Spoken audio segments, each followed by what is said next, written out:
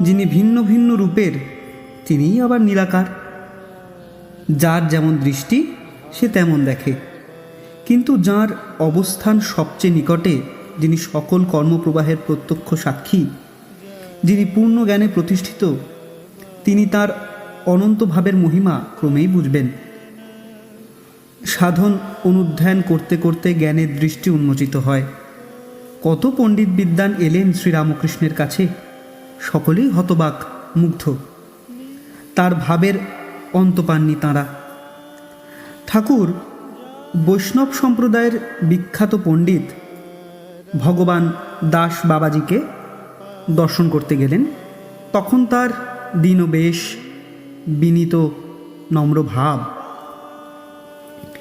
সেই সময়ে বাবাজি কোনো ব্যক্তির বিচার করছিলেন এবং ক্রুদ্ধ হয়ে তার শাস্তির বিধান দিলেন।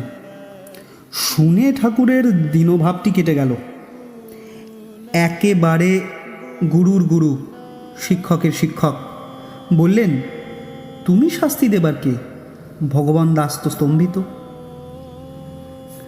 তৎক্ষণাৎ উদ্ধত আচরণের জন্য ক্ষমা প্রার্থনা করেছিলেন।